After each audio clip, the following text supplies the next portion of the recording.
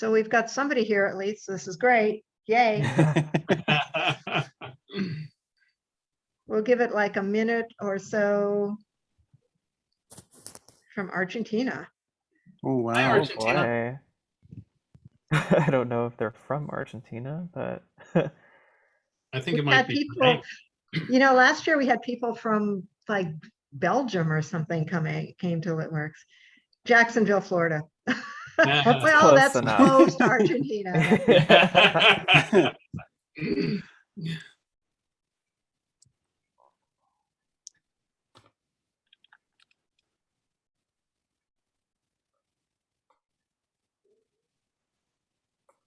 So James, I'll also try to keep an eye on the chat and the Q&A. If I see something that I don't think you caught or something, I'll send you. Sure. But okay, should we start? Are we ready?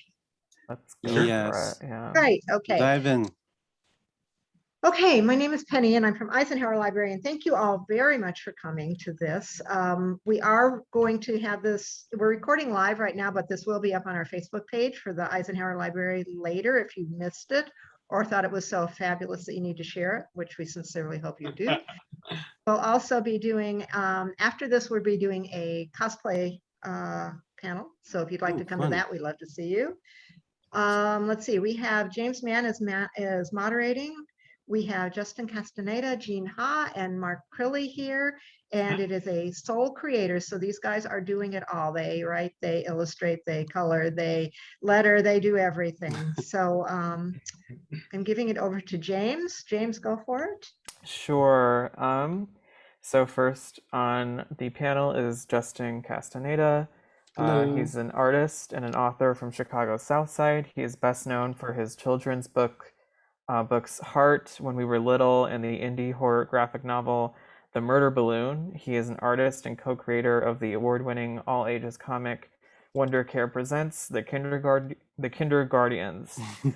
That's great. Yeah, great stuff. And then we also have four-time Eisner winner Jean Ha, who's known for his drawings of Alan Moore's top 10 and Marvel and DC superheroes. He currently writes and draws May from Oni Press. It's the story of May Fortel, a girl who follows her long-missing sister Abby to a world of mad science and mystery. Gene lives outside Chicago in Berwyn, Illinois, with his lovely wife Lisa, and you can learn more about him at his website, geneha.com. And then last but not least, we have Mark Crilley. He is the author and illustrator of more than 40 books, including several acclaimed graphic novels, for which he has received 14 Eisner Award nominations. His work has been featured in USA Today and Entertainment Weekly, and on CNN Headline News. His popular YouTube videos have been viewed more than 390 million times, and he currently lives in Michigan with his wife Mickey and his kids. So that's our panel today. So do you guys want to start with talking about what your solo ventures that you're working on right now, or that you've worked on in the past? So let's start with Justin. Oh, wow. Solo ventures. Currently I just wrapped up a Kickstarter for my new board book. I've always wanted to make a board book. So I took the Heart characters and put them in a board book about counting. So I just finished the Kickstarter for that. That wrapped up on the 1st of September. Fully funded, I think over 560% funded. So I'll be making I'm be making a board book soon. So that's kind of what's on the horizon for me. And then my other works that you've mentioned, with the exception of the Kinderguardians, I co-created that with Victor Dandridge from Vantage In-House Productions. All the other projects I've done solely by myself. See how I work that in there? The first book I did was a picture book series about my childhood called When I Was Little. And then the second thing I did was the very first Heart book, which was also my first Kickstarter book. And then I don't know what year it was. Oh, I have them here. Like there's Heart. Okay. Oh, love it. Yeah. So it's a watercolor book about two hearts who, you know, talk about Oh. acceptance and really learning that it's okay to be who you are.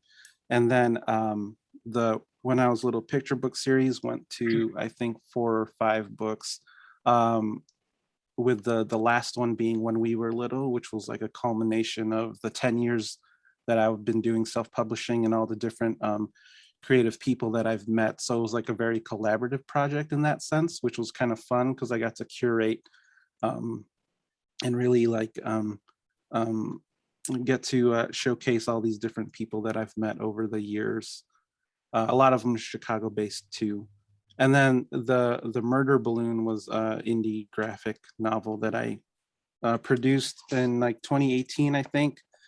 It's not for kids, but it's marketed that way. And it's literally about a balloon that kills people. So Oh.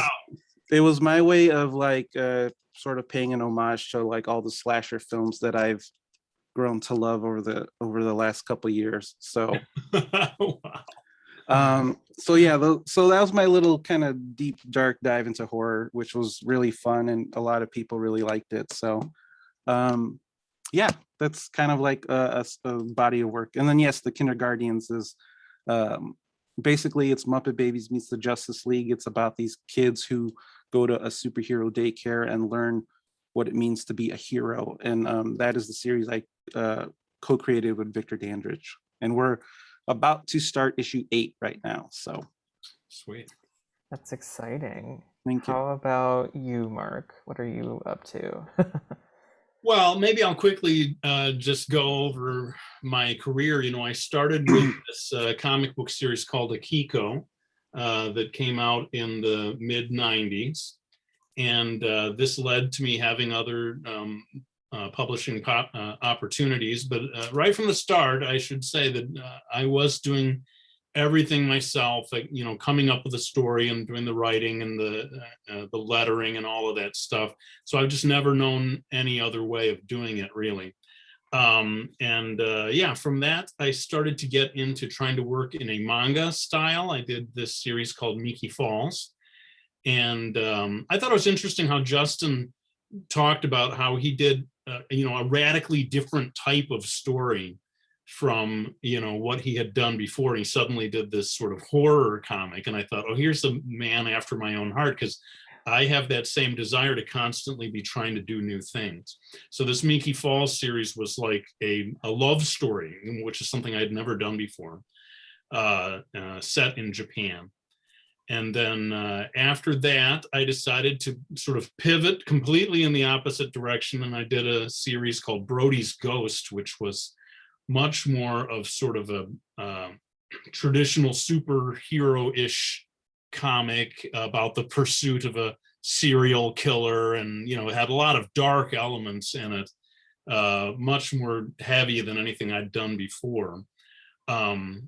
And then after that, of course, I had to flip around and do something different. My newest book that has come out is called My Last Summer with Cass. And this is a story that is more autobiographical than anything I've ever done before. It features these two artists, these two female characters who are artists, but it's kind of based on my own memories of a friendship that I had in high school. And so that was a lot of fun for me to do something, for me, quite different, to try to tap into something a little more real, you know, drawn from my own experiences. It has swearing in it, something I'd never done before and had never crossed that line before. And I should mention this other graphic novel called The Drawing Lesson, which is an instructional art book that is told by way of an actual graphic novel story. And the best thing about this book is on the back cover, we have Gene Ha wrote his endorsement of it.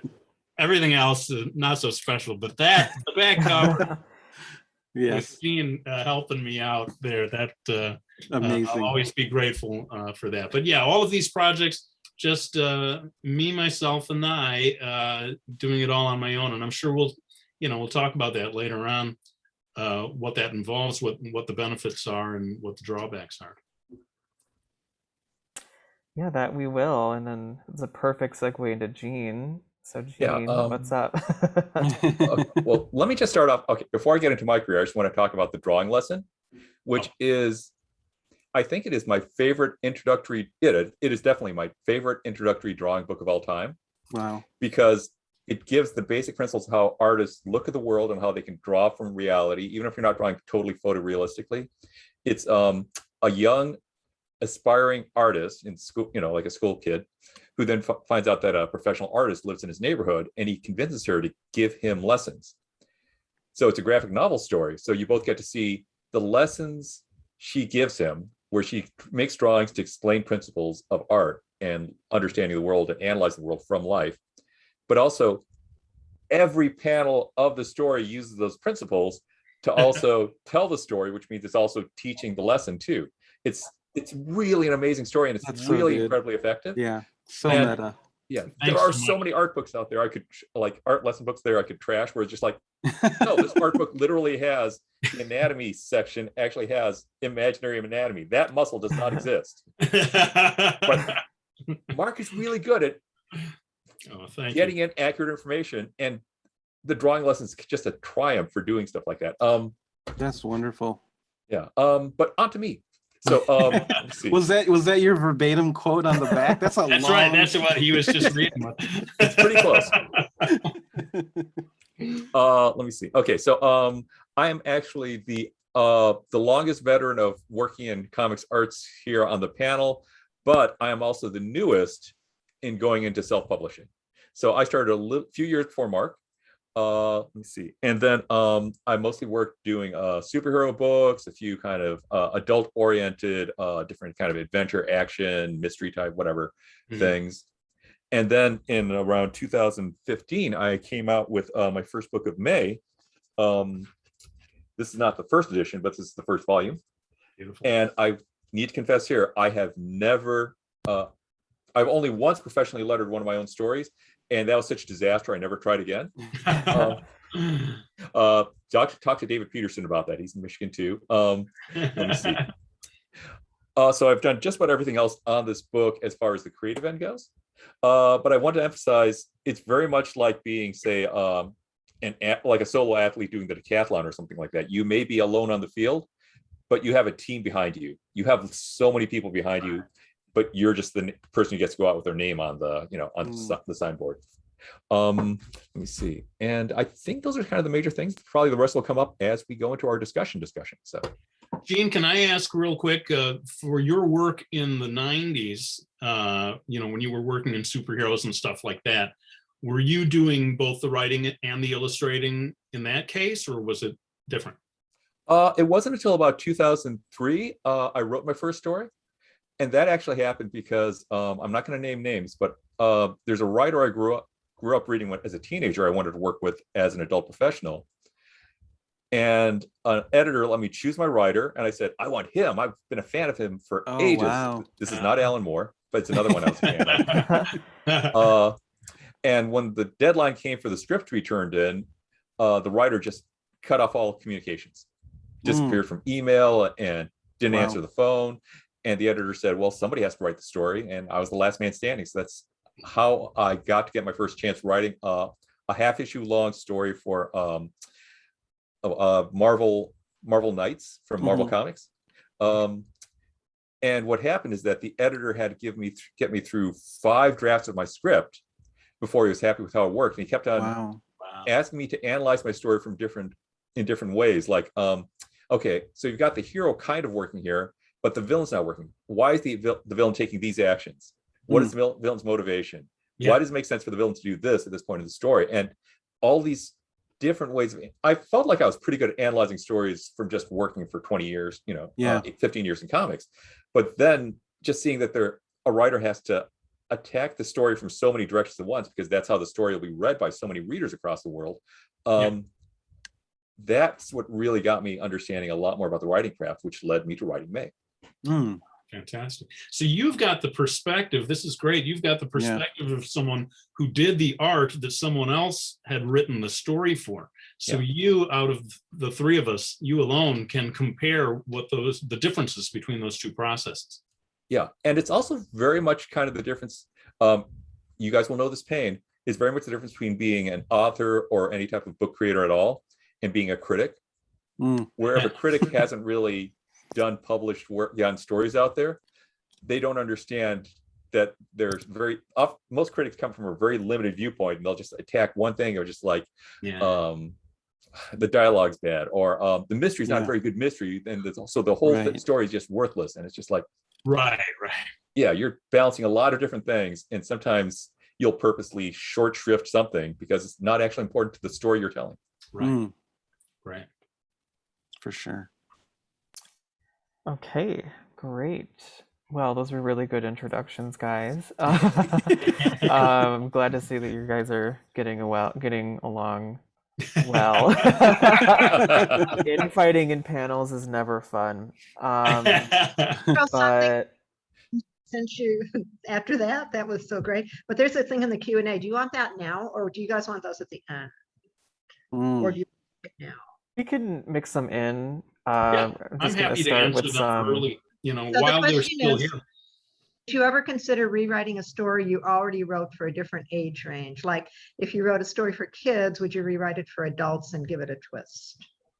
Oh, that's interesting. That's a good question. I mean, I don't have any projects like that really would lend to that, but it's a really interesting concept of like, because you're obviously a different writer when years pass, and maybe those characters you want to grow up with. And well, I guess you could say like I've done that in some respects personally with my heart characters, with Thump and LB, the main characters from the Heart story. I did that in the sense of telling their story as I got older, and like kind of, because like the book is sort of about me being okay with who I am, and then meeting my wife along the way, and sort of reaffirming like, hey, you're cool, like be who you are. And sort of taking those stories into like those characters into stories where I would talk about their first date, or I would introduce them into they decide to move in together. So those characters have grown up with me, and if I felt the need to share my experiences that I've been having, in the relationship with my wife and stuff, I would tell those stories through these little heart stories. And so I think that in that regard, it's like a way of doing that where you tell a much older story because you've lived a little and you've experienced things. And it's like, if you have those kinds of characters that you could do that with, like, and you feel like you want to share it, like that sounds like a really great idea. But I've never really thought about like turning them into like in an action adventure story, or like I would have never put Thump and LB in the murder balloon. So yeah, if the characters are they're very close to your heart and you want to see them grow, I usually tend to pull a lot from my own life. So I think that's sort of how the I mean, I guess that's me answering your question. Well, it is. Yeah, it's an interesting question. And I do think that there are certain types of stories that could be retooled to go towards different age groups. I myself would never take a story that I've already done and then redo it in any other form, just because I'm so eager to move on to something else. Sure. Yeah. After having done that. But I can give you an example of like, I had a story idea that came to me that was based on the idea of a father and his son waiting in line to get an autograph. And of course, they end up being the people that are just where they cut off the line and say, sorry, it's there, you can't get the autograph.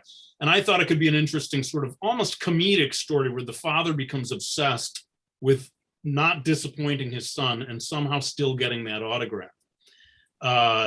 but I realized, boy, this story is being told from the father's point of view. I can't pitch this as anything but a story to be read by grown-ups because they can only identify with it.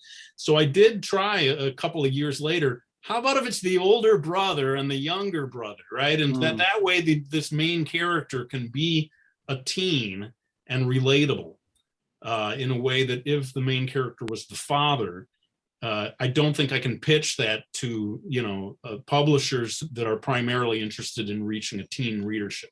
So that's an example of something. Not that I will ever have the chance to do that story. Maybe someday, watch this space. But that's an example of how, the same basic idea could be retooled towards one age group or another. I'd like to pitch a collaboration between Mark and Justin. I'm hoping you guys will like this. And I think the title is enough. I just need you to open up your imagination. Okay. The Murder Drawing Lesson. It's about a balloon that's an artist. Yeah. Oh, that works. Yeah. instead of you attach a pencil instead of a knife, and the balloon draw. Oh my God, that sounds wonderful. Yeah. I'm on board. When it could be about how to make a horror comic. Oh, that's okay. That actually makes sense. While we're talking about titles, I got to say the Kindergardians is just brilliant. I love. Oh, thank you. Yeah, That's that was that was Victor's idea. Oh, okay. So yeah, that's them there right there. Originally we were deciding on the Kindergardians or just calling it Wonder Care because that's the name of the facility that they learn to be superheroes. But he loved both names so much. It's like the longest title ever. It's Wonder Care presents the Kindergardians. But it's cool because it opened up the idea that there are other Wonder Care facilities and there are other classes. So that's a little Easter egg for maybe something in the future. Oh boy.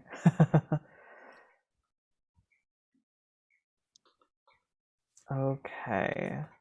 Were there any other questions that I might have missed or? Not so far. Okay. So I guess we'll start off with an easier question. That's what's your favorite part of like doing your own comic? Like what's the part that you found the most rewarding? Stuff like that. Who should go first? We'll let Gene go first since he's the newest. Okay. For me, it's definite. So I spent most of my career, like I said, drawing other people's scripts.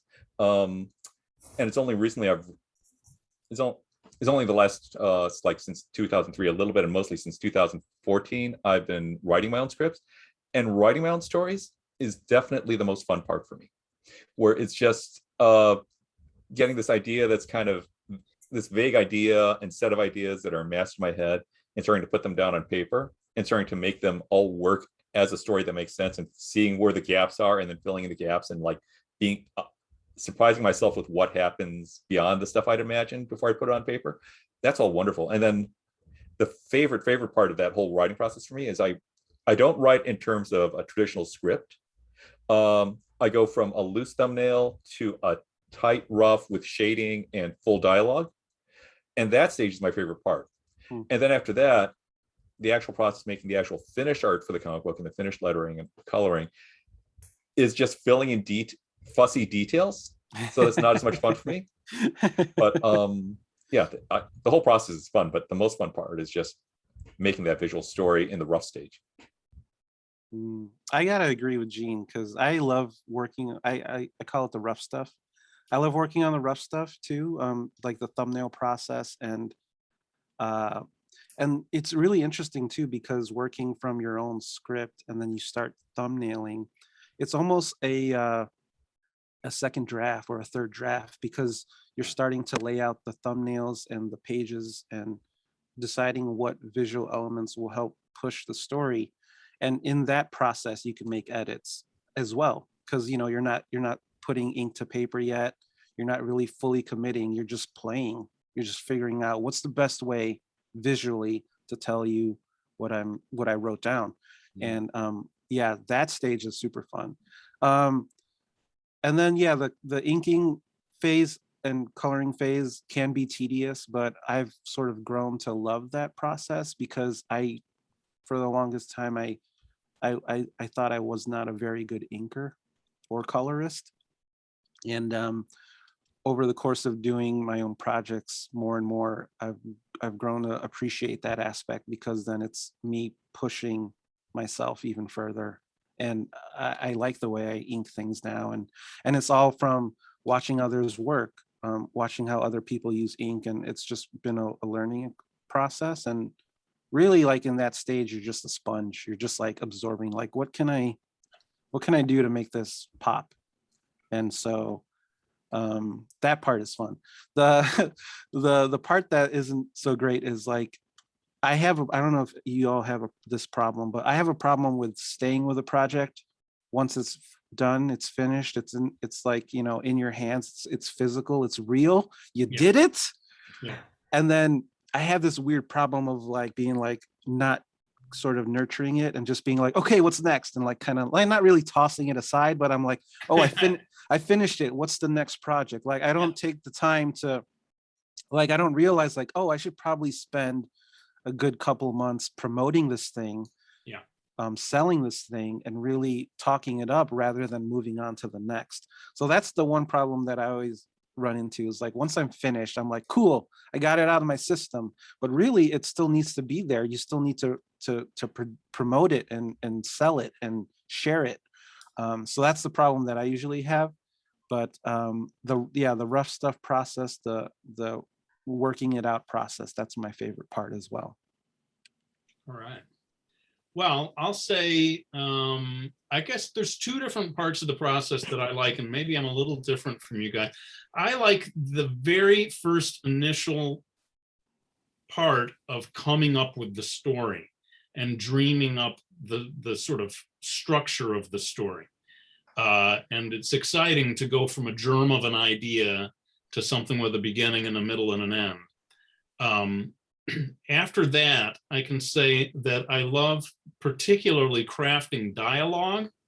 So when I create a pretty rough version of the story, start to finish, that, judging by what Gene said about his process, I don't get quite so far along at that stage. Sounds like he's shading things and getting pretty, starting to head toward a finished product, even in that first layout. My layouts are pretty rough. I wonder, in fact, if I can find some example of it. Bear with me. Well, like here's a super rough page from my last summer with Cass during the sort of first rough draft stage, when I'm just trying to work things out. And that I do, dialogue in particular fascinates me. And, Gene was talking about having someone else do the lettering.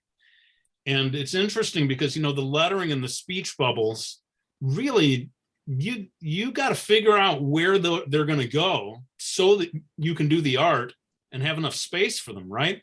And not have them cover over beautiful artwork that you've done. It's, to me, it's too heartbreaking to labor over a background illustration and then boom, the speech bubble comes in and just blocks it all out. So I really sort of am really trying to plan this stuff out in advance. Where does each speech bubble go? So as to not obliterate too much art behind it. And then also with dialogue, separating a line into different speech bubbles, to me, really conveys pauses in speech, and I think helps the reader hear the way I want them to hear.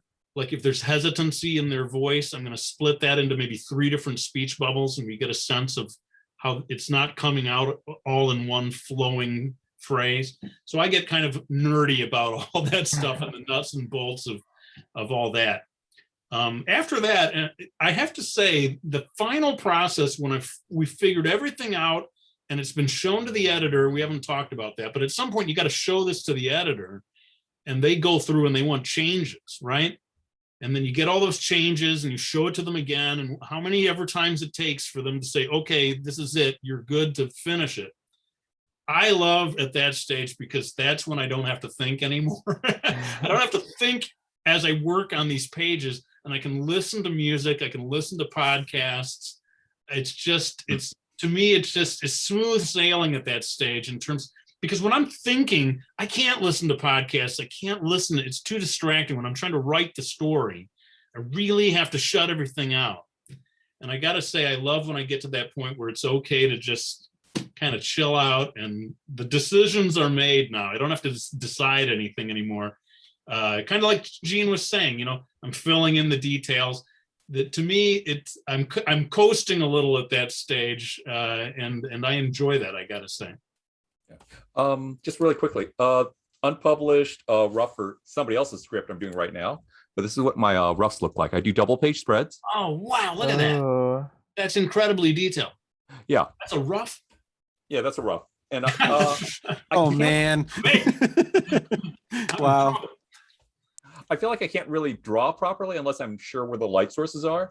Yeah. Even if I'm not doing any shading at all, I just want to know where the light sources are so I can not contradict it later. Yeah. Like which side of the nose are you going to put a line on to indicate the bridge of the nose? And if I don't know the light source, I don't know which side to draw the line Yeah. on. So Yeah. Well, and I should say before I make it sound as if I just do super rough, I do feel like I have to almost finalize the facial expressions a lot of the time to see if this is going to work. Is the joke going to be funny? Is the dramatic moment really going to land? If it's all just rough and smiley faces with dots and lines, it's like, I don't know if it's going to work. I need to get at least that far enough along that I'm reading it the way the reader's going to read it and judge whether, you know, because sometimes it isn't working. And I will decide, yeah, this whole thing just isn't going to work the way I thought it was going to work in my mind. And in order to get to that level of judgment, I do have to finalize those facial expressions sometimes. And as Gene was saying, every once in a while, for a dramatic scene that is going to have dramatic lighting and is supposed to really wow people, I will, in my rough, carry that pretty far. Again, just to see it the way the reader's going to see it and say, yeah, this is going to deliver the goods and really have the powerful effect that I want it to have. Yeah. Now let me ask you guys something about like oftentimes because I haven't had control of the pacing and the scripts and where the panel breaks are between, you know, different images inside of a page of comics, different boxes. I don't completely control the pacing on things, but like especially in Mark, I know in your stories, you seem to have a very kind of cinematic Japanese manga style of storytelling in some ways, where often in American comics, especially before the 1980s and 1990s, American comics often treated a single panel on a page like an image from a children's storybook, where you'd have the image, like maybe it'd be of one person tossing a baseball, and then they would have a long dialogue back and forth on that panel, even though it's a fraction of a second action. Yeah, right. Yeah.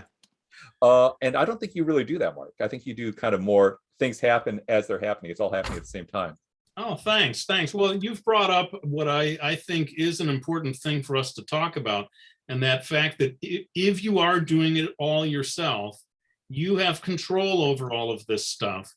And I find it hard to imagine how they do it, these people who are separate writers and separate artists, because I come up with the writing, say, first, and the writing drives my rough layout. And at that point, I may realize this writing is not working with my rough layout. So I tweak the writing, right? And then I get a little further along with the process, and I'm like, well, I love this writing, but that facial expression isn't. So I tweak the facial expression. So they're informing each other, you know, in tandem throughout the entire process. That's why I find it really hard to imagine. And Gene, did you ever have that feeling when you were locked into what someone had written and you're like, I can't go to him and say, God, if we could just tweak this, or we could do this in 3 panels instead of 2, it would be so much better, man, you know? Yeah, there's a little bit of flexibility, but mostly in that I could break up a single panel in the script into multiple panels if I think it'll break better or work better. And then usually at say at DC or Marvel Comics, after I do the scene, usually they then show that art to the writer, and then the writer gets one last chance to tweak the dialogue to make it match the visuals. Oh, I didn't realize that. Yeah. But there's also like this is not common in the American comic book industry, but it was when I started to have a Marvel style script, which is not even common at Marvel anymore, where you get the plot of the page of action, but you have almost none of the dialogue. Really? Yeah. Oh. And it's really hard for me to do a character interaction if I don't know the beats of what they're saying. Yeah. If you're just saying they're angry at each other, they're arguing, it helps to know if like one person gets the upper hand, then the other person realizes they're wrong, and then they get angry because they're wrong, then they try to get the upper hand, and those beats aren't in the lack of dialogue. So, I can't even imagine trying to illustrate a scene that way without the dialogue finalized. Yeah. So speaking on indie comics, working with Victor on Wonder Care, I think it depends on your collaborative process, your creative process. So Victor will send me the script and there will be dialogue, and he's pretty relaxed on panel descriptions, and it's mostly dialogue driven, and he actually gives me free range to manipulate it in that way. So it's a constant back and forth. So I'm not really sure how it is like sort of in mainstream comics, but like it's a constant dialogue back and forth of like, he'll send me the pages, the scripts, and I'll do a passover on it. And I still tend to work traditionally with my roughs. Like I like to work on little index cards and I have like thumbnail papers, and I'll send him a scan of all of those, and then he'll tell me if it works or if it's not working. And 99% of the time he's like, yeah, run with that. And having the dialogue there is very helpful because it helps you plot that action better. And there'll be times where if I have an idea that I think this would work better, he's very open to it. So in terms of working with a writer, at least the writers I've worked with, it's all been very collaborative, and we're not really beholden to a tight schedule. We have with indie comics, we have this idea of like, this is when we'd like the issue to come out, and then we just kind of dive in, and it's like, okay, let's see if we can hit this deadline. And usually it's a really good, there's a really good rapport. But Victor and I have been working on Wonder Care for so long that it just kind of ebbs and flows. A matter of fact, we actually worked on a piece last year called What Matters, which was sort of our response to the murder of George Floyd. We wanted to tell a story with our characters, how these characters would react to something like that.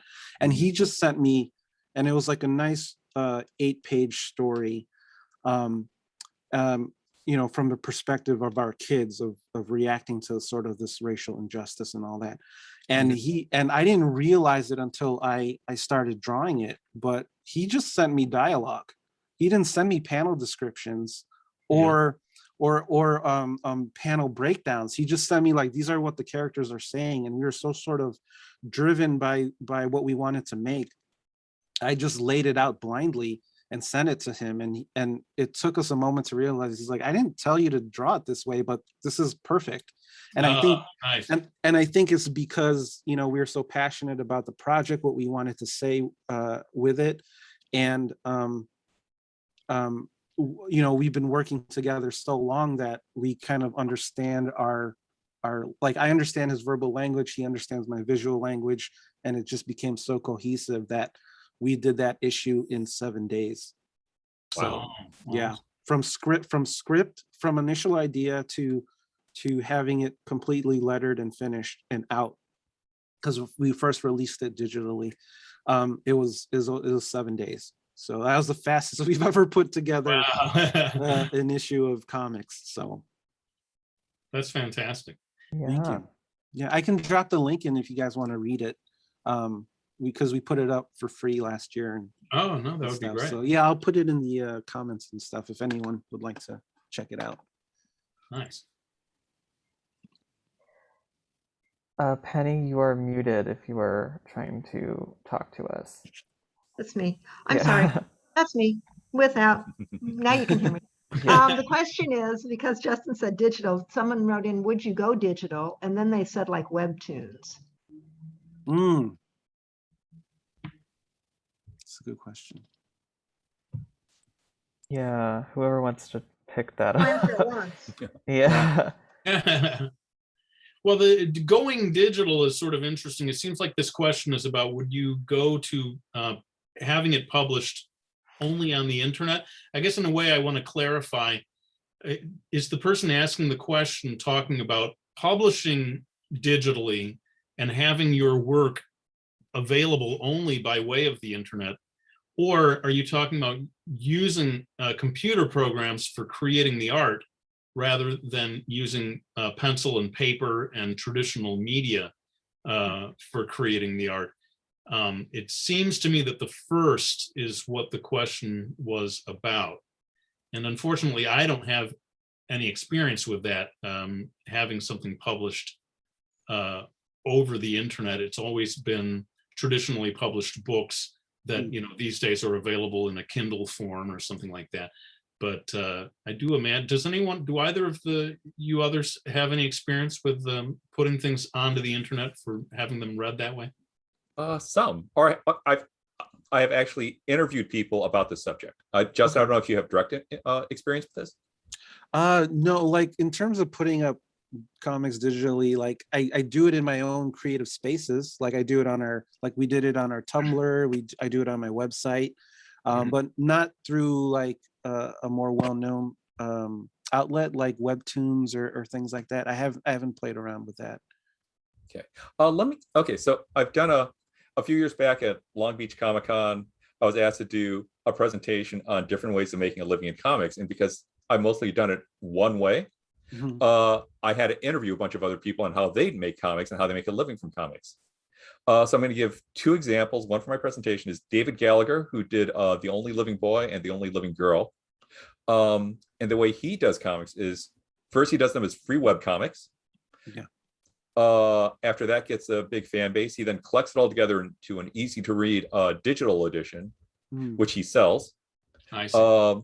After he gets and he collects stats all along the way. So he gets stats, how many people read it, where they're from, and all that type of stuff.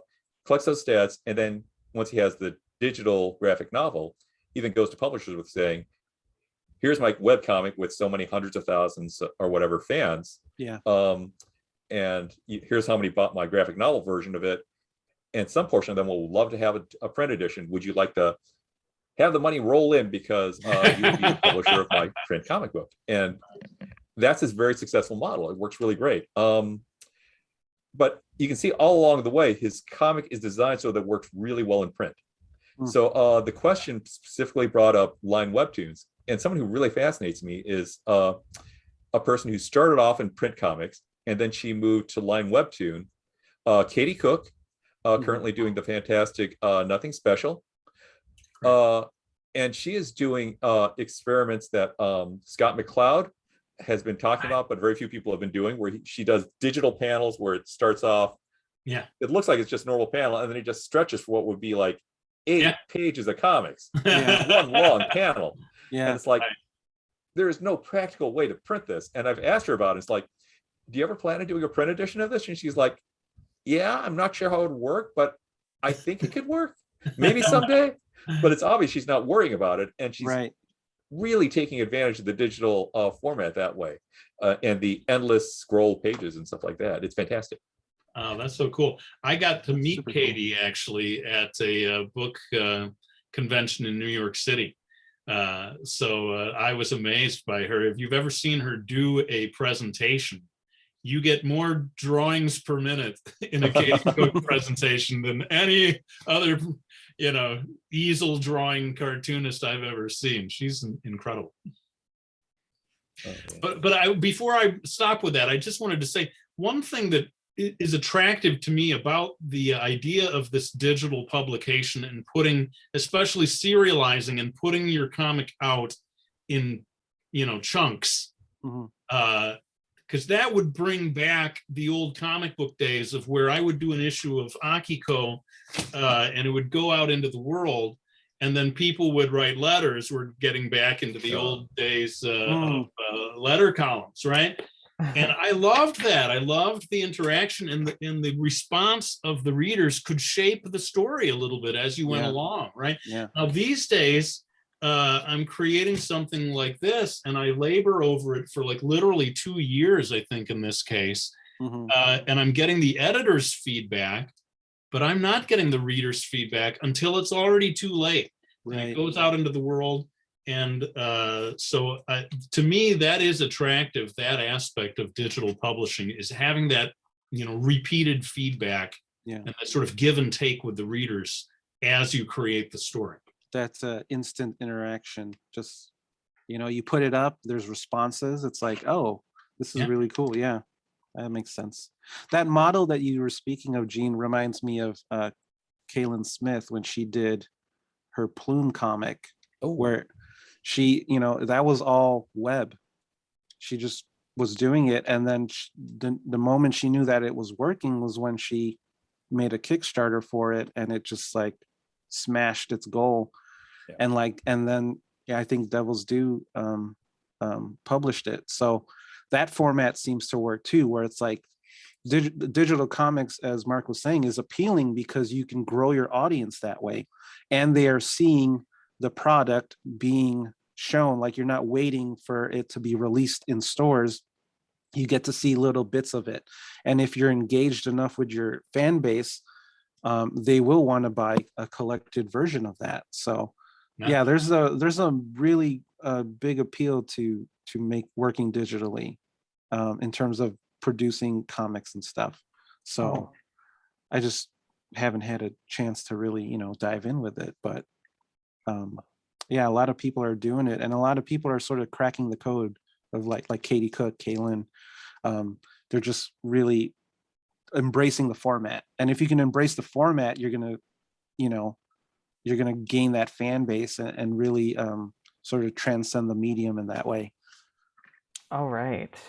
Well, I hate to say it, but it is 2:32 Central. Wow. So it is unfortunately time to wrap things up.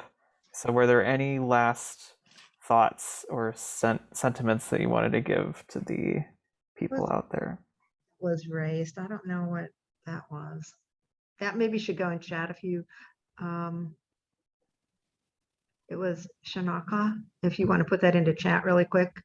Oh. Otherwise, yeah, like James said, if there's any last minute things you would like to mention. It was fun. Just It was really fun. quickly. That's what Shanaka said. She said it was fun. Mark, Justin, it's great seeing you all. Penny and everyone. James, Yeah. looking Thanks forward so to seeing much. you in person. Yeah, Of for sure. course. So much, all of you. This is great. Mhm. I think what I'll wrap up in saying is, so this is about sole creators doing everything yourself. If you're watching this and you're interested in making your own comics, do it. Yeah. Just do it. It's fun. And if you're worried about how do you start, where do what do I like? Don't worry about the end product. Worry about just start. Like, just like if you have a story and you want to tell it, just put it on paper. Yeah. Just jump into it. That's absolutely. I hope that today's session can do that, can get people excited about making their own comics. And I think Gene is going to be pleased to hear. Have I already told you, Gene, that I've done a follow-up to this now? It's going to be called, the drawing lessons follow-up is going to be called the comic book lesson. Oh, wow. And it's completely finished, and it's going to be coming out hopefully early next year. Oh, breaking news, that's everyone. Yes, it is. Wonderful. It's going to give you all the advice, all my best advice on creating comics. Yeah, that's amazing. And then stay tuned for the murder comic. That one, Yeah. The murder comic lesson. The murder comic lesson by Yeah. Mark and I, and edited by Gene. Big audience for that. Okay. Thank you all. So Yes. Chris is going to cut this off in just a second. So if you want to leave, feel free to leave. But Okay.